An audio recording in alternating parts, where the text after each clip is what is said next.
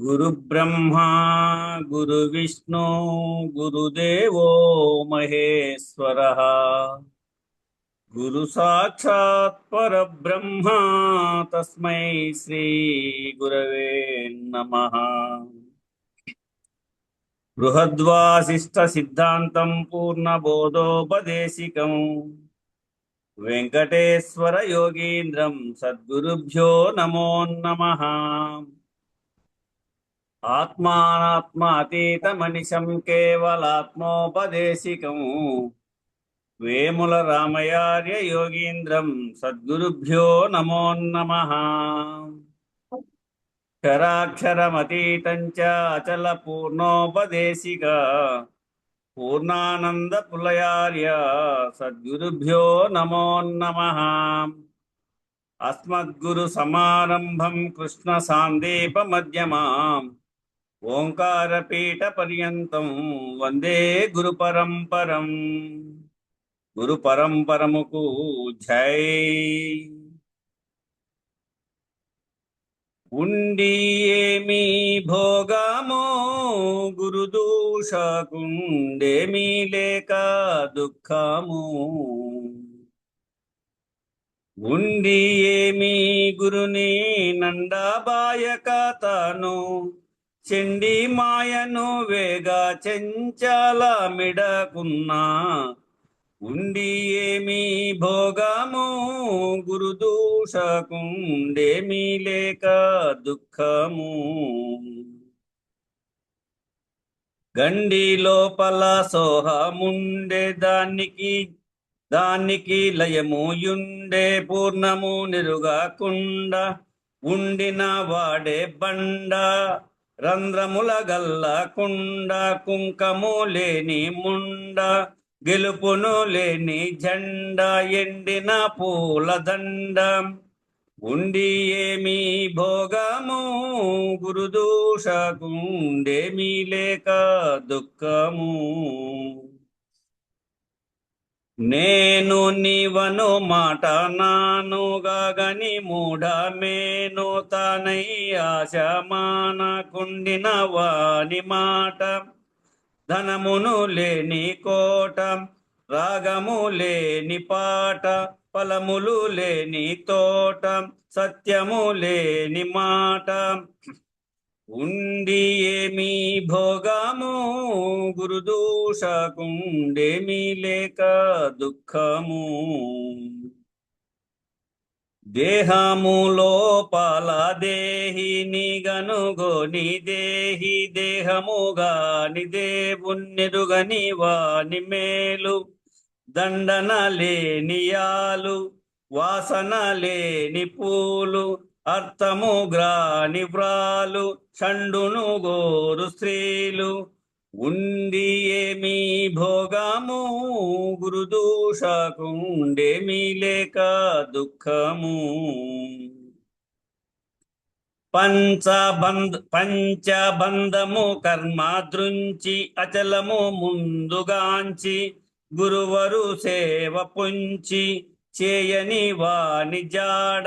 పెద్దలు లేని వాడ పాములు యున్న మేడ అద్దములోని నీడ పునాది లేని గోడ. ఉండి ఏమి భోగము గురుదూషకుండేమీ లేక దుఃఖము. బోధ చేసిన గురుని నాధరించక నొప్పి బాధ పెట్టుచు పరుల గాథ పొగడిన వాడెక్సుంట.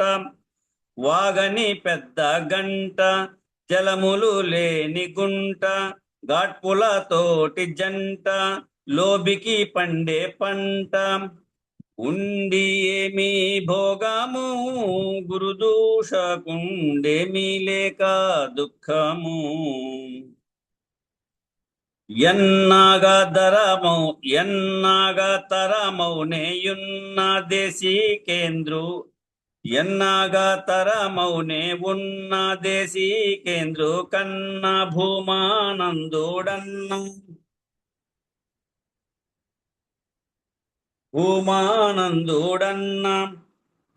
బోధను వినకున్న పురుగులు బడిన వెన్న మందకు రాని దున్న భోగము దాని అన్న చెప్పున రాయియున్న ఉండి ఏమి భోగము గురుదూషకుండేమి లేక దుఃఖము. జై గురు. బోలో శ్రీ సద్గురు మహారాజ్ కి జై. గురు పరంపరముకు జై. జై శ్రీ వెంకటాంబ సమేత శ్రీ పూర్ణానంద పుల్లయారులకు జై. జై శ్రీ ఇందుగల గురుభక్త మండలికి జై. జై గురు. జై గురుదేవ.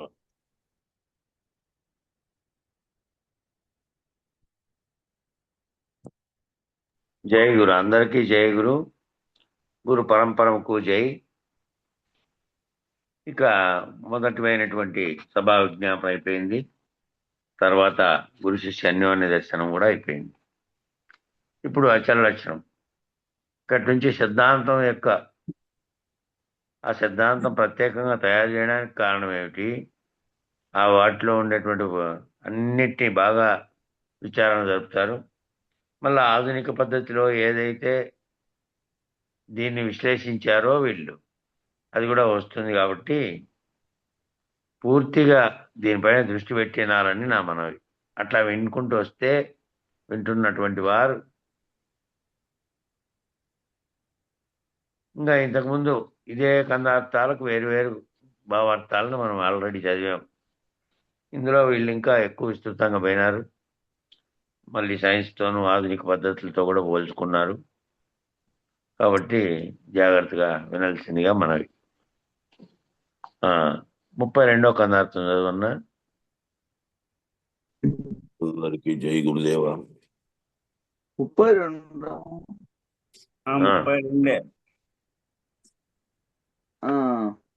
32 లక్షణంలో మొదటి.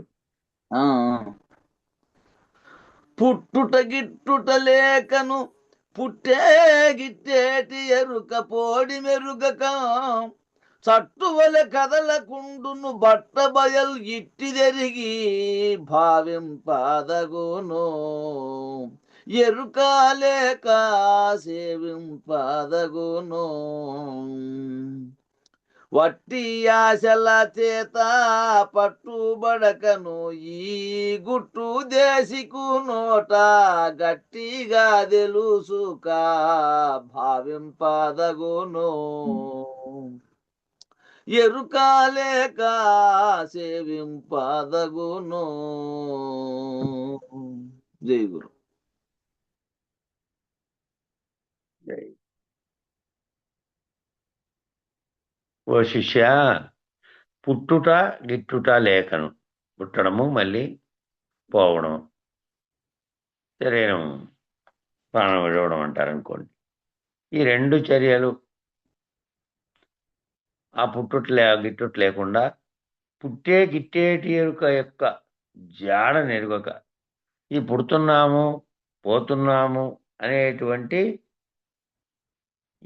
ఎరుగుతున్నది ఏదైతే ఉన్నదో ఆ ఎరుక దీన్ని ఎరుగుతోంది. పుడుతున్నాం పోతున్నామని ఆ ఎరుక యొక్క జాడ కూడా ఎరుక్కుండా, ఆ ఎరుక జాడే తెలియదు దానికి. దాంట్లో ఏం లేవు, ఆ ఎరిగేది లేదు, పుట్టేది లేదు, గిట్టేది లేదు. ఎప్పుడు కూడా ఒకే రకంగా ఉంటుంది.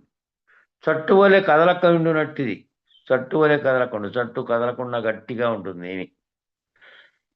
అట్లా కదలకుండా ఉండునట్టిది అచల పరిపూర్ణ పరబయలు కనుక అటువంటి దాన్ని తెలుసుకొని ధ్యానించవలయను. అటువంటి దాన్ని ఏదో తెలుసుకొని గురుమూర్తి కరుణ చేత తెలియబడితే ఆ తెలియబడిన దాన్ని ధ్యానించాలి.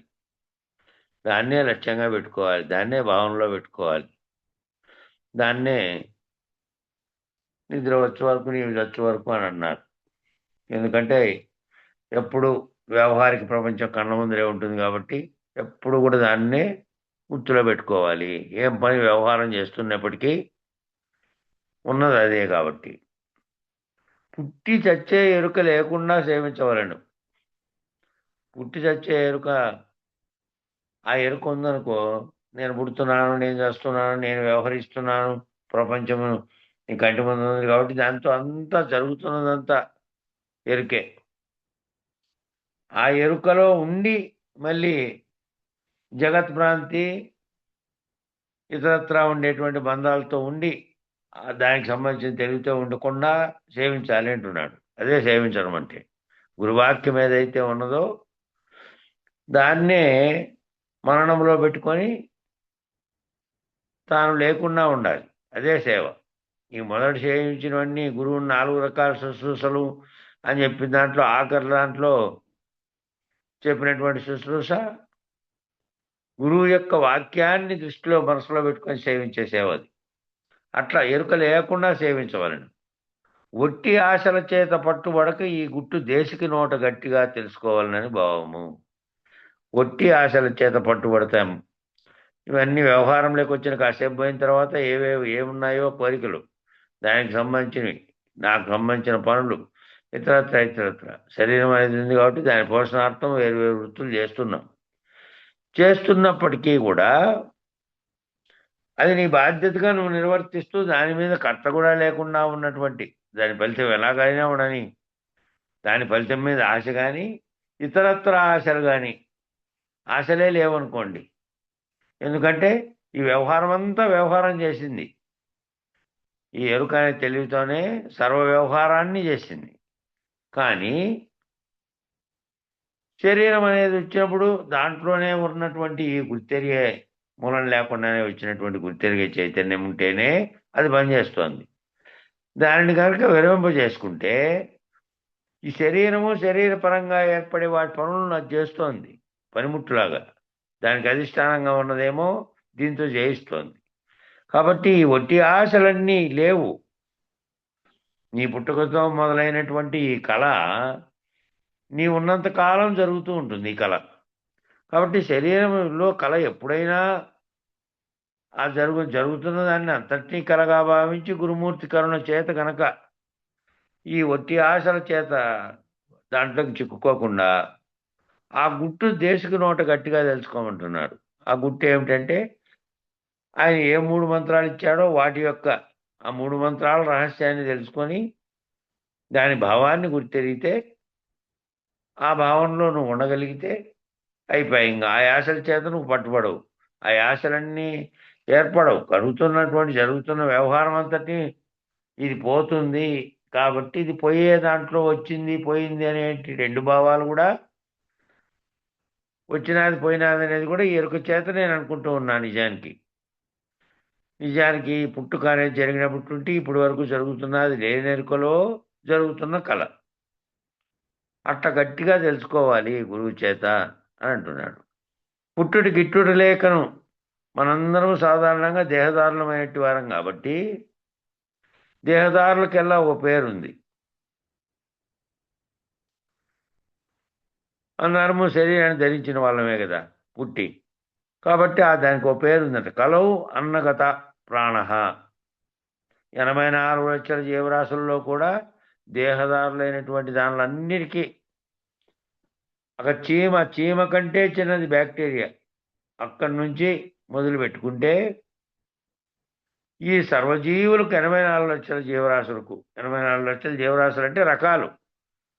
మన మానవులే 800 కోట్ల మంది. ఇప్పుడు ఇవి కాక కోటాను కోట్లు, ఒక్కొక్క రకంలో కోటాను కోట్లు, మళ్ళీ అవన్నీ వేల లక్షల కోట్లు అవుతాయి లెక్కేస్తే అన్ని. కానీ ఇవి రకాలు చెప్పారు. 84 లక్షల జీవరాశులు ఉంటే ఆ జీవరాశులన్నిటికీ దేహం ఉంది. ఆ దేహదారులైనటువంటి వాటి అన్నిటికీ కూడా ఆకలి, దప్పిక, నిద్ర అనేటివి సహజం.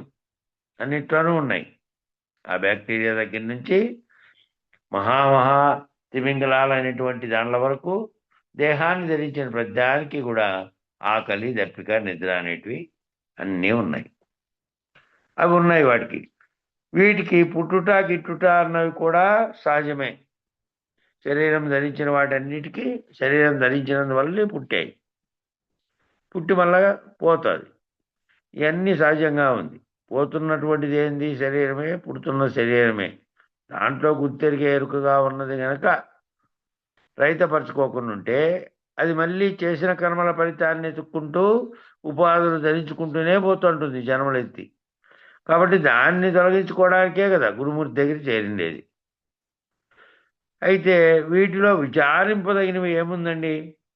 తప్పక సర్వజీవరాశి వారి వారి సృష్టి ధర్మానుసారం పుడుతున్నాయి, కొంతకాలం వ్యవహరిస్తున్నాయి, మళ్ళా గిడుతున్నాయి కదా. దాంట్లో ఏముందండి కొత్త?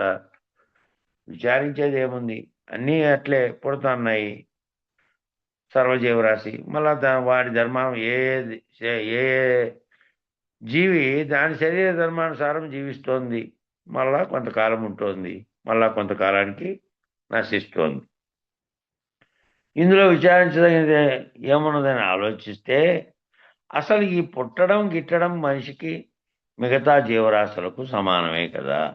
పుట్టడము గిట్టడం అనేది మిగతా జీవరాశులకు మనిషికి సమానమే. మనిషి ఆలోచన చేస్తున్నాడు, ఈ పుట్టడం ఏంది, పోవడం ఏంది, మళ్ళీ పుట్టిన తర్వాత వాళ్ళు రకరకాలైనటువంటి కర్మలను అనుభవిస్తున్నటువంటి తీరులో కొన్ని ఎట్లొస్తున్నాయి వాళ్ళకు. ఎంత అన్ని రకాలుగా ఉన్నటువంటి ప్రాణులన్నీ మళ్ళీ సమానంగా లేవే, వ్యవహార రీత్యా వేరువేరుగా ఉన్నాయి. ఇవన్నీ ఆలోచన ఒకటి చేస్తారు, ఆ మిగతా జీవులన్నీ చేయవు. దానికేమో ఆకలి నిద్ర, ఆ రెండు, మళ్ళీ పునరుత్పత్తి, అవి కూడా ఉన్నాయనుకోండి. కానీ ఏమిటి విచారణ అనేది లేదు దానికి. తనలోకి కూడా తనను తాను విశ్లేషించుకునేది కూడా లేదు. అయితే అదికో విశేష, మానవుడిలో విశేషం ఏముంది? మిగతా జీవుల కంటే విశేషంగా ఉంది. ఇందులో మిగతా జీవుల వలె, పశుపక్షాదుల వలె, క్రిమికీటకాదుల వలె పుడుతూ గిడుతూ పుట్టలోని చెదులు పుట్టవా గిట్టవా అన్నట్టుగా పుట్టలో చెదులు పుడుతుంటుంది, గిడతా ఉంటుంది. కోట్లాది గుడ్లు పెట్టేది అన్నీ పుడుతుంటాయి, చస్తుంటాయి. ఎక్కువ రోజులు ఉండవు అవి. మళ్ళా అనేకం ఆ గుడ్లల్లో ఉత్పత్తి అయ్యి మళ్ళీ పుడుతూనే ఉంటాయి. పుడుతుంది గిడుతుంది కదా అన్నట్లుగా పుడుతూ గిడుతూ ఉండడమేనా, మనం కూడా అంతేనా అని మహర్షులు జాగ్రత్తగా తపస్సు చేసి విచారణ చేసి అధ్యయనం చేశారు. అన్నీ పుట్టి గిడుతున్నాయి, మనం అంతేనా అన్నటి పద్ధతిలో సృష్టి ధర్మాలన్నీ నిర్ధారణగా తెలుసుకొని కొన్ని అంశాలను మనకు చెప్పారు. వాళ్ళేమో ఈ సృష్టి ధర్మాల మీద తపస్సు చేశారు. తపస్సు దేని మీద చేశారంటే వాళ్ళలో కలిగింది ఒక. అన్నిటికీ కారణం ఏమిటి? ఈ కారణం అంటే ఈ కారణమైనటువంటిది ఒకటి కర్మ అనేది ఉండి అది జన్మకు తీసుకొస్తుందా? ఈ వేరు వేరు రకాలుగా ఉన్నటువంటి స్థితులు ఎట్లొచ్చాయి? ఈ జన్మలో ఏమీ చేయకపోయినప్పటికీ గత జన్మలో చేసినటువంటి పాపకర్మల వల్ల రకరకాలుగా ఈ జన్మలో అనుభవిస్తున్నటువంటి వాళ్ళని చూస్తే అయ్యో వాళ్ళు ఉత్తములే ఉన్నప్పటికీ ఎందుకు ఇట్లా అవుతోంది, ఇట్లాంటి ఆలోచనలు పెద్దల్లో కలిగి ఈ కదలికలన్నిటికీ కారణమైంది ఏమిటి అని ఆలోచన చేసి వాళ్ళు తపస్సు చేసి కనుక్కున్నటువంటి దానిలో కొన్ని అంశాలు చెప్పారు పెద్దలు. అవి ఏమిటంటే ఆ సృష్టి ధర్మాలన్నింటిలోనూ అన్ని జీవులకు ఏమేమి ధర్మాలు ఉన్నాయో ఆ ధర్మాలన్నింటినీ చేసి చెప్పారు. అవి ఏమిటంటే దేహ తాదాత్మ్యత బుద్ధి చేత జీవించే మానవులకు ఇప్పుడు చెప్పుకున్నటువంటి 84 లక్షల జీవరాశులకు ఉన్నటువంటి ఎకో పిరమిడ్ ఏదైతే ఉన్నదో ఈ జీవరాశులన్నిటికీ దేహాత్మక బుద్ధి విషయంలో పెద్దగా తేడా ఏమీ లేదు. దేహం నేను, ఈ శరీరం నాది, దీంట్లో నేనని ఒకటి పలుకుతోంది, నేననే పలుకు. శరీరమేమో అన్నిటికీ ఉంది, వాటికి ఉంది, తనకు ఉంది, అన్నిటికీ ఉంది. ఈ అన్ని శరీరాలలాగా ఏవైతే ఉందో ఈ శరీరం అంతా ఉండి ఈ శరీరానికి పైన ఉన్నటువంటి గుర్తెరిగే చైతన్యం ఉంది, ఆ చైతన్యం చేతనే తెలుసుకోబడడం, వ్యవహరించడం ఇవన్నీ జరుగుతున్నాయి. అట్లా దేహ తాదాత్మ్యత అన్నిటికీ ఉంది. జీవరాశులన్నిటికీ దేహ తాదాత్మ్యత విషయంలో బుద్ధి విషయంలో తేడా ఏమీ లేదు. కారణం ఏమిటంటే శరీరం పట్ల, శరీరము నేను అనేటువంటి దాంట్లో జీవునికి ఉంది, వాటికి ఉంది. కాకపోతే విచారించిన మానవుడైతే విచారించి వేరుగా ఉన్నటువంటి దాన్ని తెలుసుకోగలిగినటువంటి స్థితి ఒకటి ఉంది. అయితే కారణం ఏమిటంటే ఆహార నిద్ర భయమైదునములు. ఆహారం ఆకలైనప్పుడు ఆహారం కావాలి శరీరానికి, అన్ని శరీరాలకు, చీమ కానీ దోమ కానీ మనిషి కానీ ఇంకా పెద్ద జీవులైనా సరే. ఆహారం తినడం, నిద్రించడం, ఏదైనా తనకు జీవన విషయంలో కానీ, ఇతరత్రా విషయంలో కానీ, ప్రకృతి విషయంలో కానీ, ప్రకృతిలో ఏదైనా జరిగే ప్రమాదాల పట్ల కానీ ఏదో ఒక దాని మీద భయం కూడా ఉంటుంది. ఇక మైథునము అంటే శరీర ధర్మంగా కలుగుతున్నటువంటి కోరికల్ని తీర్చుకోవడం ఒకటి, మళ్ళీ పునరుత్పత్తి తనకు రాబోయే రోజులకు సహాయకారిగా ఉంటాడనేది ఒకటి, తనకు సంతానం కలగాలనే ఇచ్చ ఒకటి ఉంది. కాబట్టి ఆ ఇచ్చ చేత మైథునంతో మళ్ళీ పునరుత్పత్తి చేస్తాడు పిల్లల్ని. అవి కూడా చేస్తున్నాయి. ఈ 4 అంశాలు పశువులు చిన్న చీమ కాటి నుంచి, చీమ కంటే చిన్నదైనటువంటి బ్యాక్టీరియా కాటి నుంచి మానవుని వరకు అందరూ సమానమే ఈ విషయంలో మాత్రం. మరి ఈ తేడా ఎక్కడుంది?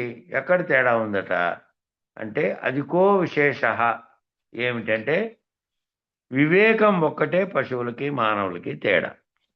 వివేకం. ఆ వివేకం లేకపోతే మనిషి కూడా కేవలం ఆ 4 అంశాలే కాదు, మళ్ళా ప్రవర్తన బాహ్యంగా కూడా విచిత్రమైనటువంటి పశువులాగా ప్రవర్తిస్తూ ఉండే వాళ్ళు అనేక మందిని చూస్తాం మనకు బయట. మరి ఆ వివేకం ఒక్కటే తేడా. ఆ వివేకం వల్ల ప్రయోజనం ఏమిటి? ఆ వివేకంతో ఉంటే ఏం ప్రయోజనము అంటే వేదాంత బోధలో, అంటే ప్రస్థానత్రయాన్ని బోధించేటప్పుడు ఉపనిషత్తులు కానీ, భగవద్గీత కానీ, బ్రహ్మసూత్రాలు కానీ మొట్టమొదట ఈ శల్యంగా పద్ధతిగా విచారణ చేసే క్రమంలో ప్రయోజనాన్ని ముందు చెప్తారు. ఏం తెలుసుకుంటావు? ఏమవుతుంది? నాకేమిటి ప్రయోజనం అంటే నాకేంటి అని అడుగుతాడు మానవుడు. నాకేమిటి అన్నట్టు చూస్తుంది పశువు. కాబట్టి నాకేమిటి, నేనేమిటి అన్నటువంటివి చాలా బలంగా పనిచేసేటువంటి శక్తి మానవుడి అంతరంగంలో ఉంది. మానవుడి అంతరంగంలో తాను శరీర పద్ధతిలో ఉన్నటువంటి వాడున్నాడు. అయితే దాంట్లో నుంచి ఆధ్యాత్మికము అనేదేమో ఏదో ఉంది ఈ జగత్తులో నాకు అతీతంగా అనే భావన చెందే వాటన్నిటినీ రాశారు. వేదాలను, ఉపనిషత్తులను, వీటన్నిటినీ అప్పట్లో 1000 సంవత్సరాల క్రితమే పెద్దలైనటువంటి వారు ఈ పద్ధతిలో విచారణ చేసే దాంట్లో ముందు విచారణలో ఈ ఫలానా గ్రంథం, ఫలానా వేదాలు, ఫలానా ఉపనిషత్తులు, లేదంటే బ్రహ్మసూత్రాలు, లేదంటే తెలుసుకోనైనా అంటే ముందు పుట్టే ప్రశ్న ఏమిటంటే నాకేమిటి ప్రయోజనం ఇవన్నీ తెలుసుకోవడం వల్ల అనేది ముందు పుడుతుంది. కాబట్టి ఏమవుతుంది నాకేమిటి అనేది అది ప్రతి ఒక్కటి నాకేం ఉపయోగం అనేది చూస్తాయి. కానీ వాటన్నిటికీ ఏమో ఆయా సందర్భంలో తనకు కావాలని కోరుకున్న దాన్ని మాత్రమే అవి భుజించడమో, లేకపోతే ఈ 4 రకాల కోరికల్లో ఏదో ఒకటి చేసి ఊరికే ఉండడమో అనేది ఉంటుంది. మానవునికేమో ఎప్పటికో రాబోయే కాలానికి కూడా ఊహలు పడతాయి మానవునికి. ఈ ఊహాత్మక శక్తి అధికంగా మానవునిలో ఉంది. రేపు ఎట్లా, మళ్ళా ఎట్లా, ఇంకా ఎట్లా, ఇట్లాంటివన్నీ. కాబట్టి బలంగా పనిచేసేటువంటి నాకేమిటి అనేటువంటిది చాలా బలంగా పనిచేస్తుంది మానవుల్లో. అవేమో తాత్కాలికంగా అప్పటికప్పుడు చూసుకుంటాయి. కాబట్టి అంతఃకరణ అంతరంగంలో ఉంటుంది అంటే మానవుని శక్తి. ఆ అంతరంగం ఏమిటి అంటే అంతఃకరణ, అంతరింద్రియ పంచకములు. దాంట్లో జ్ఞాతను వేరు చేస్తే మిగిలిన 4 అంతఃకరణ చతుష్టయం. మరి ఇవన్నీ ఆ 24తో కూడినవన్నీ ఆ 25వ అయినటువంటి తెలుసుకుంటున్నటువంటి, గుర్తెరుగుతున్నటువంటి జ్ఞాత. మరి ఎప్పుడూ ఉంటున్నాయా, ఒకప్పుడే ఉంటున్నాయా అని గమనిస్తే ఒకప్పుడు ఉన్నట్టుగా, ఒకప్పుడు లేనట్టుగా తోస్తున్నాయి. ఒకప్పుడేమో ఉన్నట్టుగా, ఒకప్పుడు లేనట్టుగా తోస్తున్నాయి. 3 అవస్థల్లో, అవస్థాత్రయంలో ఆలోచనలు ఉన్నప్పుడు మనసు కానీ, బాగా విచారణ చేసేటప్పుడు, నిర్ణయాలు తీసుకునేటప్పుడు జ్ఞాపకాల సమాహారంగా ఉన్నటువంటి బుద్ధి, మళ్ళా చిత్తము, ఏ దాని గురించి చింతిస్తుందో అది. మళ్ళీ నేను, నాది, నాకు అనేటువంటి వచ్చినప్పుడేమో అహంకారం, అభిమానయుతంగా అయి ఉంటాయి. బలంగా పనిచేసినప్పుడు అహంకారం అని ఒకే మనసు అనేక పేర్లతో పిలువబడుతోంది. ఆ ఒకే మనసే బలంగా పనిచేస్తే అహంకారం అనే పేరుతో వేరువేరుగా వ్యవహరిస్తున్నప్పుడు ఉన్నప్పటికీ ఈ నేనని ఏది గుర్తిస్తోందో అది అహంకారంగా, అభిమానంగా ఉండి అహంకారంగా మారి ఒక్క మనసే ఈ 4 రకాలైనటువంటి అంతరంగ చతుష్టయంగా ప్రవర్తన చేస్తుంది. అట్లా ఆ పేర్లతో పిలువబడుతోంది కానీ చేస్తున్నది ఒకటి. అయితే ఏది ఏమైనప్పటికీ సముద్రంలో తరంగాల ముందు నురగ, తరంగాల యందు నురగ, నురగ యందు బుడగ ఎలా అయితే ఒకదానిని ఆశ్రయించి ఒకటి పడుతున్నాయో, ఆ ఒకదాన్ని ఒకటి వేరువేరు రూపాలు చెందినట్టుగా మనకు కనబడుతోంది అంతే. అవి కదలిక లేకుండా ఉంటే నిశ్చలంగా బయలో ఉన్నాయనుకోండి, ఏ చలనము లేదు. గాలి తోలింది అనుకోండి, చెరువులో ఓపెన్గా ఉంటాయి చూడండి, చెరువులో నీళ్లు, నదుల్లో నీళ్లు లేదా సముద్రాల్లో నీళ్లు బయలు ప్రదేశంలో ఉంటాయి. గాలి వల్ల చలనం కలిగింది అనుకోండి, ఆ చలనాలలో వచ్చినటువంటి రాపిడి కదలిక దానివల్ల ఏమవుతుంది అంటే బుడగలు ఏర్పడతాయి, నొరగ ఏర్పడుతుంది, కెరటాలు ఏర్పడతాయి, గట్టిగా బలమైనటువంటి మనుషుల్ని పడవల్ని తోసి పాడేసేయగలిగినటువంటి పెద్ద పెద్ద కెరటాలు కూడా అన్నీ వస్తున్నాయి. అన్నీ వస్తున్నా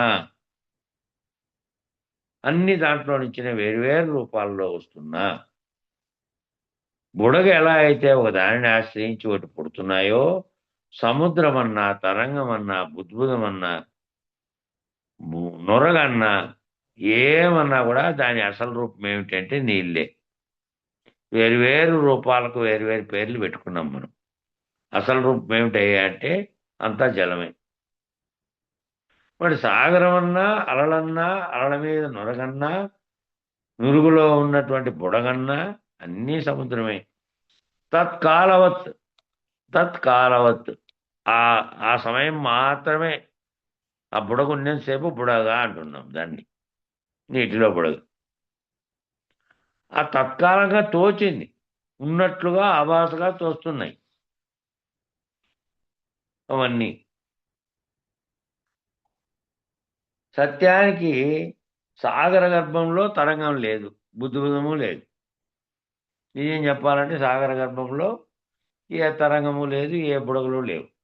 ఎప్పుడైతే దాని మీద కదలిక జరుగుతుందో గాలి వల్ల జరుగుతున్నటువంటి పైభాగంలో జరుగుతున్న చర్య ఇదంతా.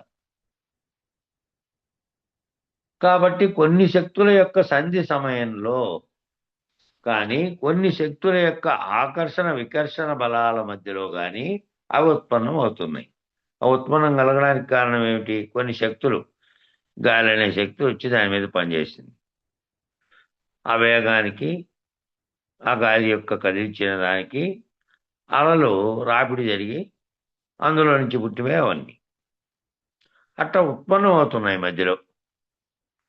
దీనికి రకరకాలైనటువంటి శాస్త్రాలు, పరిచర్యలు, వ్యాఖ్యానాలు చాలా ఉన్నాయి. రకరకాలైనటువంటివన్నీ ఉన్నాయి, అవి పుడుతున్నాయి. సృష్టిలోనేమో అణు విద్యుదావేశంలో ధన విద్యుదావేశమని, రుణ విద్యుదావేశమని, పాజిటివ్ ఎనర్జీ అని, నెగిటివ్ ఎనర్జీ అని, ఎలక్ట్రాన్స్, ప్రోటాన్స్, న్యూట్రాన్స్ అనేటువంటి రకరకాల అయాన్లు అని రకరకాల సిద్ధాంతాలు అని వైవిధ్యభరితమైనటువంటి వ్యాఖ్యానాలు ఎన్ని ఉన్నప్పటికీ ఇప్పుడు ఆధునికమైనటువంటి సైన్స్ వచ్చిందనుకోండి, అణువు అనే దాన్ని గుర్తించారు. ఆ అణువులో విద్యుదావేశంలో ఉన్నాయి అవని, ధన విద్యుదావేశము, రుణ విద్యుదావేశం అని 2 రకాలు ఉన్నాయని కూడా చెప్పిన ఇంతకుముందే ఎప్పుడో మన గ్రంథాలు మొదలుపెట్టినప్పుడే. ధనావేశం, రుణావేశం అనే 2 రకాల ఆవేశాల వల్లే పైనున్నటువంటి మేఘాలు వర్షించడానికి పూనుకున్నప్పుడు గాలిలోకి ప్రవేశించిన తర్వాత అక్కడ జరిగేటువంటి ఆ 2 ధనావేశ రుణావేశాలు కలవడం వల్ల ఏర్పడుతున్నట్టు మెరుపు, ఆ మెరుపులోంచి పుడుతున్నటువంటి విద్యుత్తు. కారణంగా భూమి మీదకి పిడుగు లాంటిది వస్తుంది. ఆ రెండు వ్యవసాయం చేసే వాళ్ళకు మామూలుగా అందరికీ తెలుసు. కరెంటు వైర్లు రెండు కనుక ఏడన్నా టక్కని తగులుకున్నాయనుకోండి, డ్యామేజ్ అయిపోయాయి, ఇంకా పర్రమని మిగతాటువంటి కాలిపోతాయి, లేదంటే ఫీజు పోతే ఏం కావు.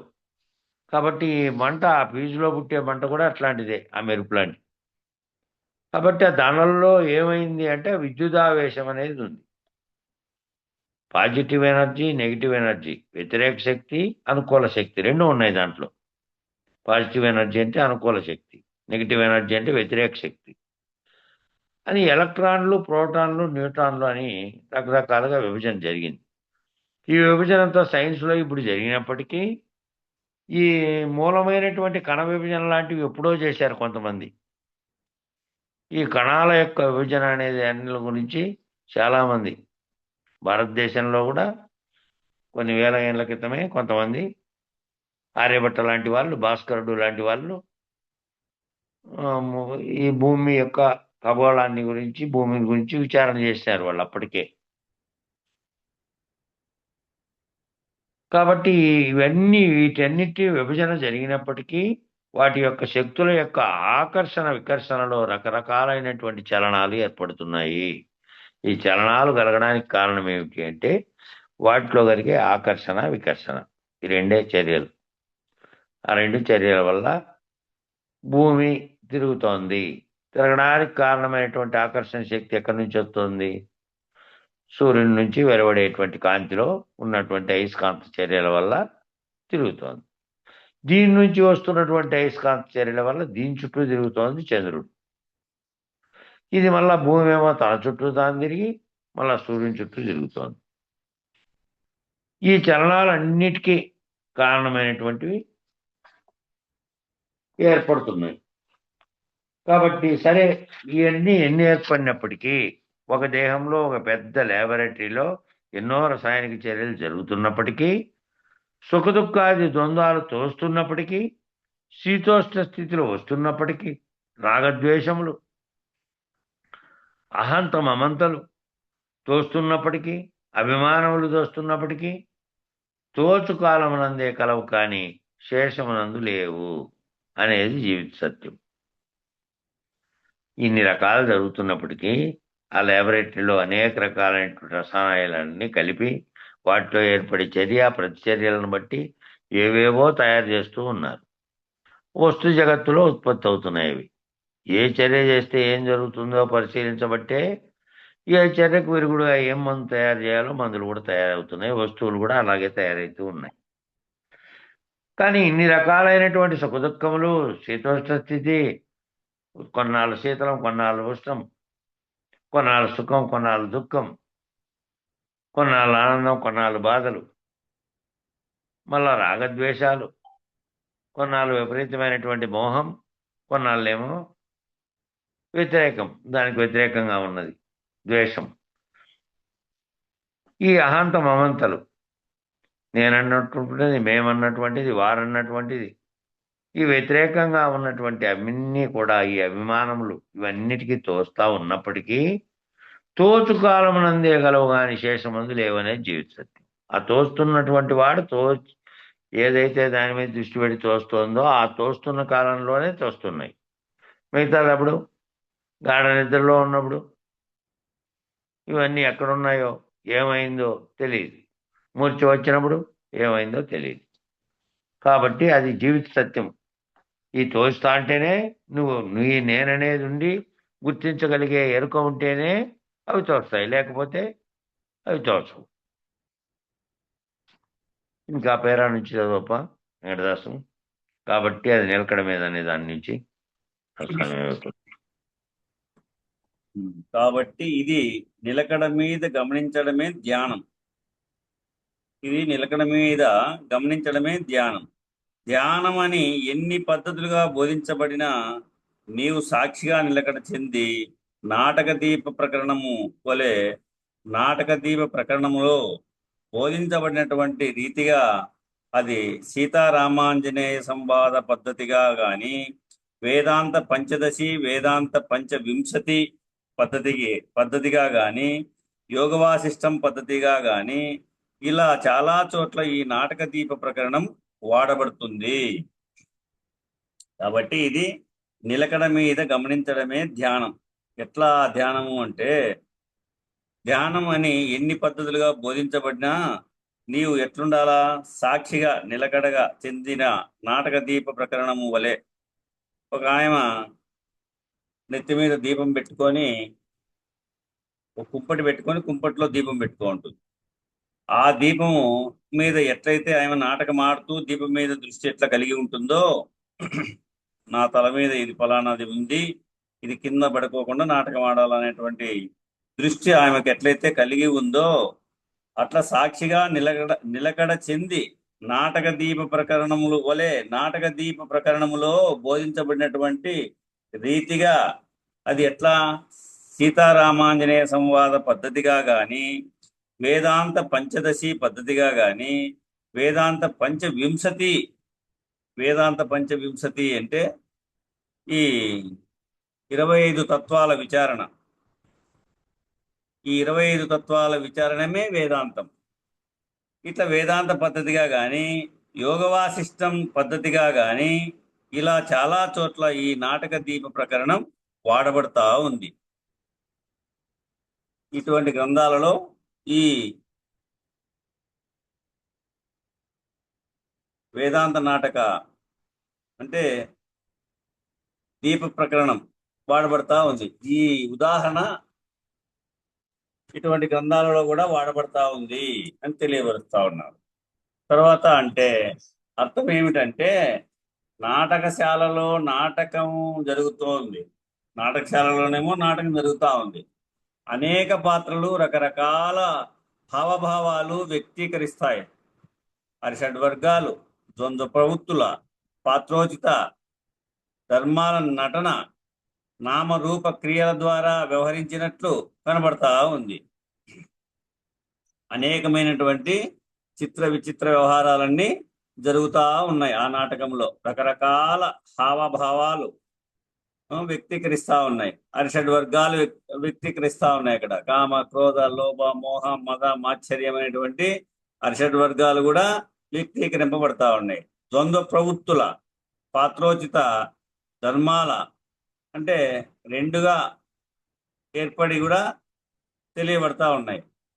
ధర్మాల నటన, నామరూప క్రియల ద్వారా వ్యవహరించినట్లు కనబడతా ఉంది. స్త్రీ పురుషుడి వేషం కట్టొచ్చు, పురుషుడు స్త్రీ వేషము కట్టొచ్చు, వ్యవహరించినట్లు కనబడవచ్చు. ఏది జరిగినా రంగస్థలం మీద తత్ప్రకాశవత్. ఏ రంగస్థలాన్ని ప్రకాశింపజేసే ప్రకాశం సాక్షిభూతమై ఉందో, ప్రకాశం లేకుండా రంగస్థలం మీద ఏ నాటకము లేదు. అట్లే నేను అనబడే ఈ ప్రకాశం ఈ దేహంలో ఉన్నంతసేపే ఈ వ్యవహార నామ రూప నటన క్రియ రూప వ్యవహారాదులల్లా ఏర్పడతా ఉన్నాయి. నేనున్నంతసేపే ఈ వ్యవహార నామ, ఈ పేరు గాని, ఈ రూపం గాని, ఈ నటన గాని, ఈ క్రియారూపమైనటువంటి వ్యవహారము గాని, ఈ వ్యవహారాదులెల్లా కూడా నేనున్నంతసేపే ఏర్పడతా ఉన్నాయి. ఆ నేను ఈ సాక్షిభూతమై ఉంది కదా, ప్రకాశం లేకుండా రంగస్థలం మీద ఏ నాటకం కూడా జరగదు. కాబట్టి ఆ ప్రకాశమైనటువంటిది, ఆ సాక్షిభూతమైనటువంటిది ఏదైతే నేను అనబడేటువంటి ఈ ప్రకాశం ఈ దేహంలో ఉన్నంతసేపే ఈ వ్యవహార నామ రూప నటన క్రియ రూప వ్యవహారాదులెల్లా జరుగుతూ ఉంటాయి. కాబట్టి తత్కాలవత్ మాత్రమే తోచబడేవన్నీ కూడా, ఇవి నీకు తోచబడేటువంటివన్నీ కూడా తత్కాలమైనటువంటివే, అప్పటికేప్పుడే వచ్చి అప్పటికప్పటికి పోయేటువంటివే. అందుకే దీన్ని యామాసామాయ అన్నాడు. అంటే ఏది లేనిదో అది మాయ. కాబట్టి తత్కాలవత్ మాత్రమే తోచబడేవన్నీ కూడా అభాస అని అపవాదం చేయాలి. ఇది అభాస అని అపవాదం చేయాలి. ఇలా దేహతాదాత్మత బుద్ధిని అపవాదం చేయాలి. ఈ విధమైనటువంటి దేహతాదాత్మతను, ఈ బుద్ధిని ఇది లేనిది అని అపవాదం చేయాలి. చేస్తే ఏమైతుంది? ఇంద్రియ స్థాయి నుంచి తత్వస్థాయికి ఎదుగుతావు. ఈ ఇంద్రియాల నుంచి తత్వస్థాయికి ఎదుగుతావు. ఇంద్రియ స్థితి నుంచి తత్వస్థితికి ఎదుగుతావు. విషయాల యందు ఆసక్తి ఉండి రమించే భోగ జీవనము కలిగిన వారికి ఈ తత్వజ్ఞానం పొందే అవకాశం లేదు. ఈ విషయాల యందు ఆసక్తి ఉండి అంటే ఈ బ్రహ్మస్వరూపమైనటువంటి మాయా వికారమైనటువంటి దాని యందు ఈ విషయాల యందు ఆసక్తి ఉండి రమించే భోగ జీవనము కలిగిన వారికి ఈ తత్వజ్ఞానం పొందే అవకాశమే లేదు. వాళ్ళు అధికారులు కారు, వారికి అత్యంత శ్రద్ధ ఉండదు. కేవలం విషయభోగోపరతి మాత్రమే జీవన ధర్మంగా కలిగినటువంటి పశుప్రాయమైన అయినటువంటి జీవనము.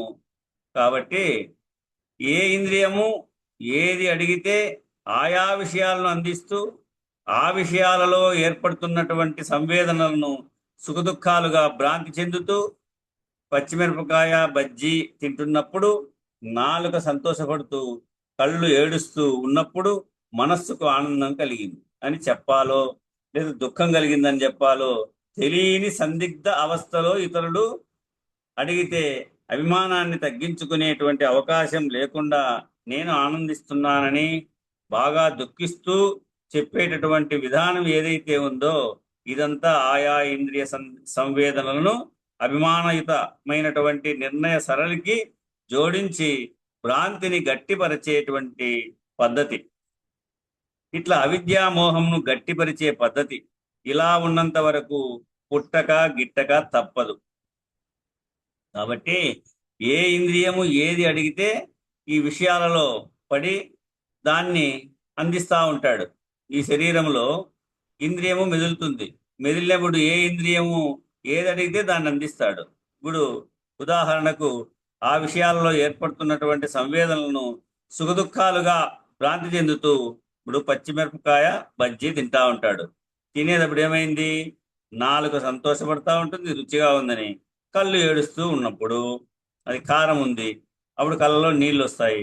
కళ్ళు ఏడుస్తూ ఉన్నప్పుడు మనస్సుకు ఆనందం కలిగింది అని చెప్పాలో లేదా దుఃఖం కలిగిందని చెప్పాలో తెలియని సందిగ్ధ అవస్థలో ఇతరులు అడిగితే అభిమానాన్ని తగ్గించుకునే అవకాశం లేకుండా నేను ఆనందిస్తున్నానని బాగా దుఃఖిస్తూ చెప్పేటటువంటి విధానం ఏదైతే ఉందో,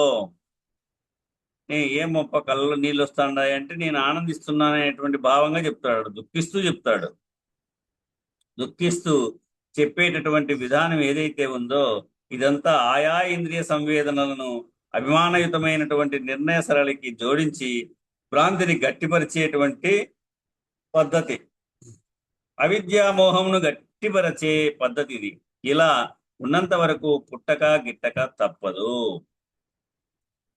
ఇలా ఏ విషయాలకు ఈ ఇంద్రియములకు ఏది అడిగితే అది అందిస్తూ జీవించేటువంటి వారు అధికారులు ఎన్నిటికీ కారని తెలియపరుస్తూ తర్వాత ఎందుకంటే నేనుకు నిర్ణయం దేహమే కాబట్టి సరేనయ్యా, పుడితే ఏమైంది, పోతే ఏమైంది, నేను ఇప్పటికే 1000 సార్లు 1,00,000 సార్లు అంటావేమో, సరే పశువు వలె ఎన్నిసార్లు పోయినా పుట్టిన ఏమిటి ప్రయోజనము? ఆ పశువుల వలె ఎన్నిసార్లు పుట్టినా పోయినా ఏం ప్రయోజనము? దానివల్ల ప్రయోజనం ఏమీ లేదు. కాబట్టి మానవ జీవితానికి ధన్యత చెందేటటువంటి లక్ష్యం ఏదైనా ఉందా అంటే మానవ జీవితాన్ని ఆదర్శమైనటువంటి ఉత్కృష్టమైనటువంటి జ్ఞానపరమైనటువంటి, ఎందుకంటే నకి జ్ఞానేన సదృశం పవిత్రం ఇహ మిథ్యతే అని గీతావాక్యం కదా.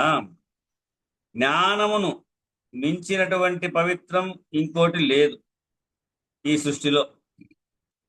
ఈ సృష్టిలో జ్ఞానమును మించినటువంటి పవిత్రం ఇంకోటి లేదు. కాబట్టి అట్టి జ్ఞానాన్ని పొందితే ఆ జ్ఞానం వల్ల నీవు ఒక్కటి తెలుసుకోవచ్చు. ఏమప్పా అది అంటే ఆత్మజ్ఞానం. ఆత్మజ్ఞానం పొందితే ఏమిటి ప్రయోజనము అని తెలుసుకొని పొందమంటున్నారు. బ్రహ్మజ్ఞానం పొందితే ఏమిటి ప్రయోజనం తెలుసుకొని పొందమంటున్నారు. పరబ్రహ్మ నిర్ణయాన్ని పొందితే ఏమిటి ప్రయోజనం, అది ఆ విషయాన్ని కూడా తెలుసుకొని పొందమంటున్నారు. బయలు నిర్ణయం పొందితే బయలు ఇహబయలు, బయలు ఇహబయలు పరబయలులో బయలు బట్టబయలు, ఇలా బయలుకే అంతరంగికమైనటువంటి స్థితులు బోధించబడుతున్నప్పటికీ సరే, బయలు స్థితిని పొందితే ఏమిటి ప్రయోజనం? తెలుసుకొని దానిని పొందు. ఏమిటి ప్రయోజనం అనేటువంటి విషయాన్ని తెలుసుకునే దాన్ని పొందు అంటున్నారు. కాబట్టి ప్రయోజనం ముందు చెప్పి నిన్ను సంసిద్ధ పరిచేటటువంటి పద్ధతి వేదాంత పద్ధతి. ఆ రీతిగానే పూర్వ అధ్యాయములో గురు శిష్య అన్యోన్య దర్శనములో ఎలా అయితే నిజగురు వాక్యము ఆశీర్వచన రూపంలో చెప్పబడిందో, మొదలు అచలమును ఎరిగించెదా, విదితంగా లేని ఎరుక వివరించెదా, తుదకు ఎరుకను విడిపించెదా. ఆ రీతిగా అనేక రకాలైనటువంటి సూచన వాక్యములు అన్ని గురువుగారు గురు శిష్య అన్యోన్య దర్శనంలో శిష్యుని పరిప్రశ్న, గురువుగారి ఆశీర్వచనము జరిగింది. గురువుగారు శిష్యుడు ప్రశ్నించడము, గురువుగారు దాన్ని సమాధానపరిచి ఆశీర్వదించడము జరిగింది. ఇక అలా ఉంటే, అలా తెలుసుకుంటే ఏమిటి ప్రయోజనం? మొదటి మాటలోనే చెప్తున్నారు. అలా ఉంటే, అలా తెలుసుకుంటే ఏమిటి ప్రయోజనము? ఏం చెప్పారు? మొదలచలము నెరిగించదా, విదితముగా లేని ఎరుక వివరించదా, తుదకు అంటే లాస్ట్కు, అంటే నువ్వు ఈ బోధంతా సంపూర్ణంగా విననేర్చి చెప్పనేర్చిన స్థితికి వచ్చిన తర్వాత ఎరుకను విడిపించదా. ఆ రీతిగా అనేక రకాలైనటువంటి సూచనా వాక్యములు అన్నీ గురువుగారు గురు శిష్య అన్యోన్య దర్శనంలో మనకు శిష్యుని పరిప్రశ్న, గురువుగారి ఆశీర్వచనము జరిగింది. ఇక అలా ఉంటే, అలా తెలుసుకుంటే ఏమిటి ప్రయోజనము? మొదటి మాటలోనే చెప్తున్నారు. అయితే మనకు ఈ విద్యాసాగర్ రావు గారు ఉన్న కాలంలో మనం ఉండడం కూడా అదృష్టమని అనిపిస్తా ఉంది. ఇంత బోధ కూడా తెలియబడక జారిపోదుమేమో, ఇట్టి మహనీయుడు మనకు తోచకపోతే. అంత వివరంగా కందార్థాలందరికీ నోటికి చెప్పడము, ఇంతకంటే ముందు 15 మంది దీని భావాన్ని రాశారు. ఇంత లోతుగా తెలియబడాలంటే మన భాగ్యమని భావించాల్సిందే. పుట్టుక గిట్టుక లేకను పుట్టే గిట్టేటి ఎరుక పోడి మెరుగకన్. పోడి అంటే ఏమి? అడ్రస్, విలాసము, గుర్తు. ఎరుక అనే గుర్తును వదిలివేయాలి. ఎరుక అనేటువంటి గుర్తు లేకుండా పోవాలి. ఎరుక అనేటువంటి గుర్తు నుంచి విడిపించబడాలి. కారణం ఏమిటంటే, పుట్టేది ఎరుక, గిట్టేది ఎరుక. మరి ఏమిటండి? బయలుకు పుట్టడం లేదు, గిట్టడం లేదు, జననం లేదు, మరణం లేదు, సర్వకాలం చట్టు వలె కదలక ఉంది. చట్టు వలె అంటే ఏమి? పూర్వకాలము ఇంట్లో విసర్రాయి ఉండేది, దాని క్రింద భాగం కదలదు, అది చట్టు వలె ఉంటుంది. పైన ఉన్న రాయేమో దాని మీద తిరుగుతుంటుంది. చూస్తే 2 రాళ్ళు తిరుగుతున్నట్టుగా భ్రమించినట్టు కనబడుతుంది, కానీ నిజానికి కింద ఆధారం కదలదు.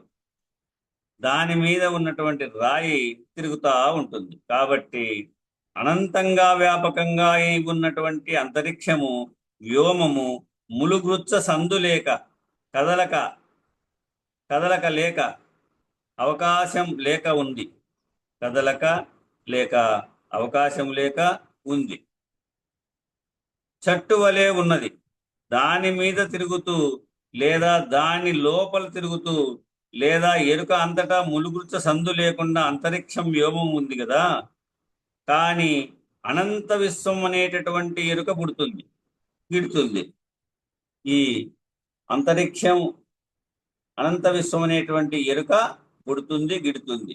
సౌర కుటుంబంలోని బ్రహ్మాండం ఒక కాలంలో పుడుతుంది, ఒక కాలంలో గిడుతుంది. అందుకే పుట్టుట గిట్టుట లేకను.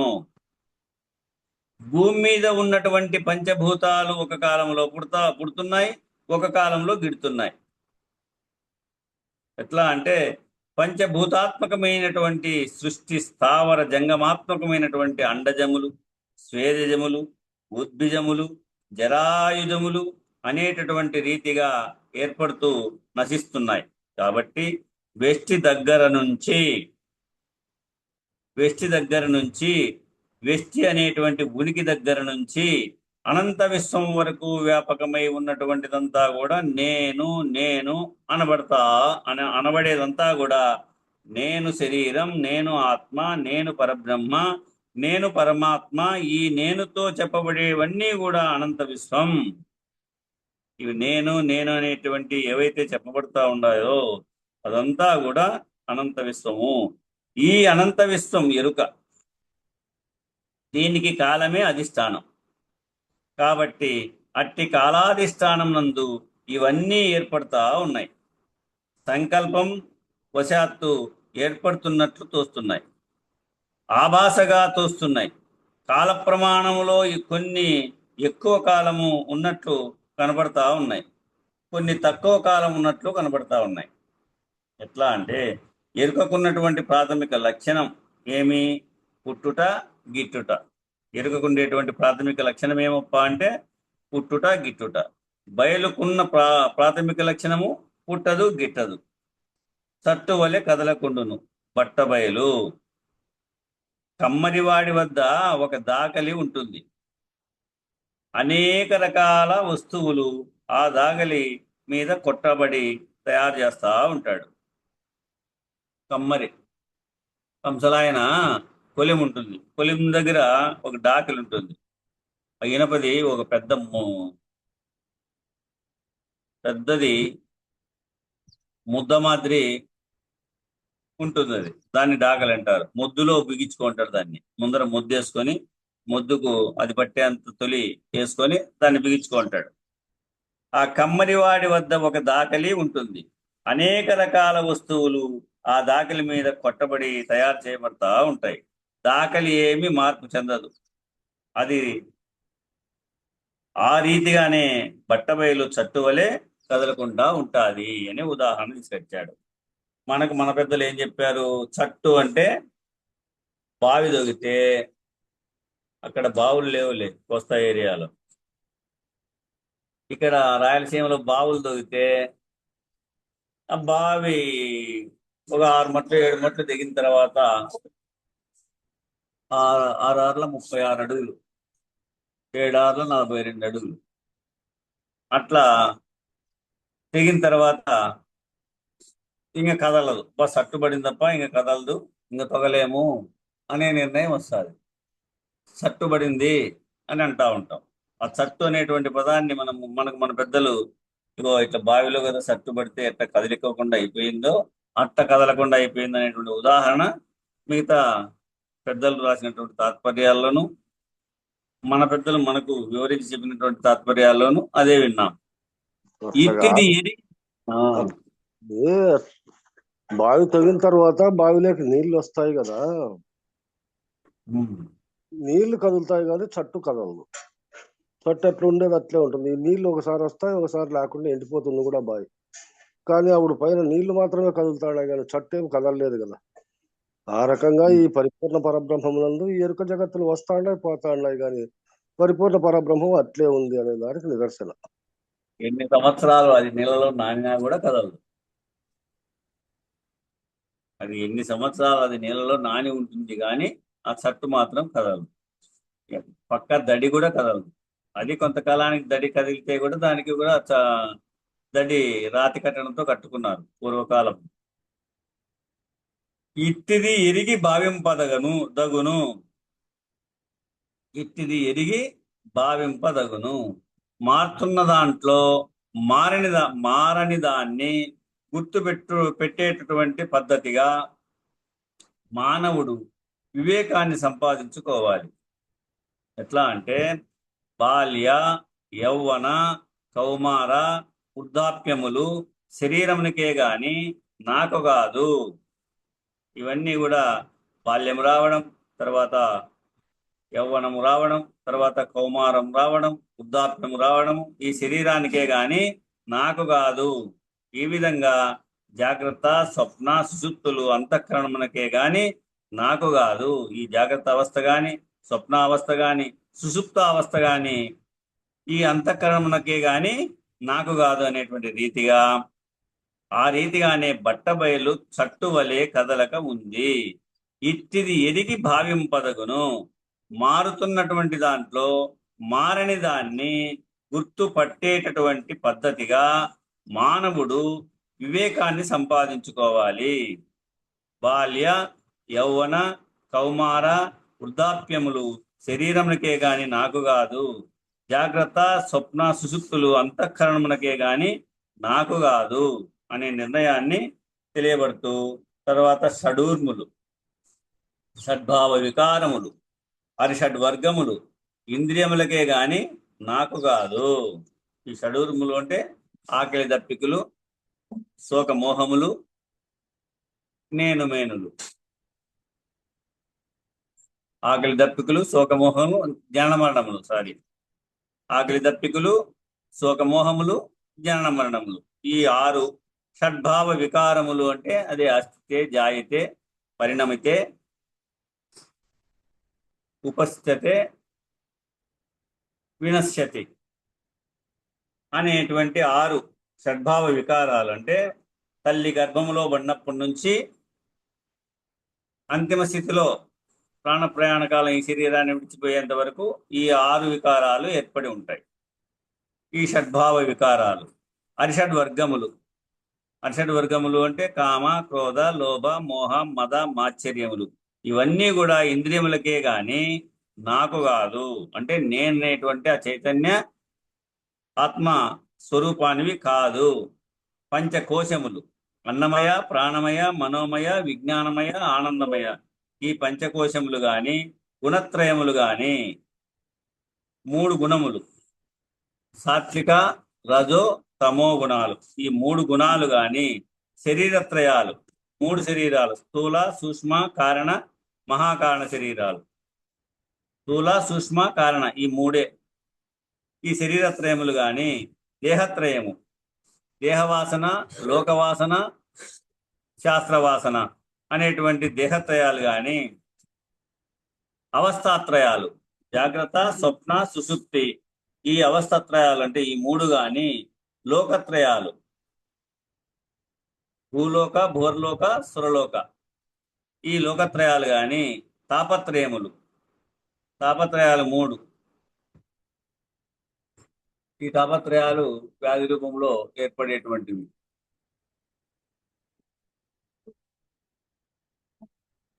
ఆధ్యాత్మిక, ఆది భౌతిక, ఆది దైవికం అనేటువంటి తాపత్రయాలు. తర్వాత వ్యష్టి సమిష్టిలుగా, అంటే వ్యష్టి అనగా జీవుడు, సమిష్టి అనగా ఈశ్వర స్వరూపము ఉన్నటువంటి ఈ పిండ బ్రహ్మాండములకు, ఇంద్రియ ధర్మాలకు గాని, ఇంద్రియ అధిష్టాన దైవ వ్యవహారంగా సర్వజీవులకు ఏర్పడుతున్నవి తప్ప తాత్కాలవత్ అంటే అభాస వలె తోచుతున్నవి ఇవి.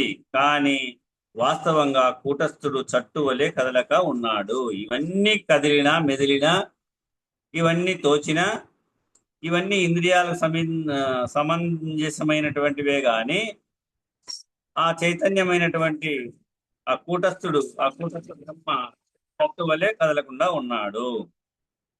తర్వాత కాలం సరిపోయింది దీనికి. రేపు ఇక్కడి నుంచి విచారిద్దాం. బోలో శ్రీ సద్గురు మహారాజ్కి జై. జై శ్రీ వెంకటాంబ సమేత శ్రీ పూర్ణానంద పులయారులకు జై.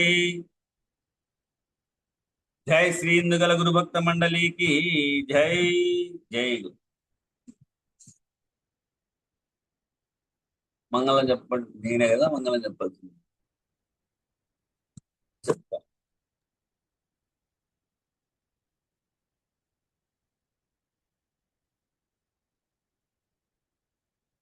మంగళం నువ్వేనప్పా.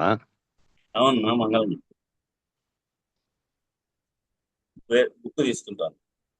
చిన్నదే చెప్పు, మళ్ళా అవతల దాంట్లోకి దాటుకుంటాం కదా. అవును.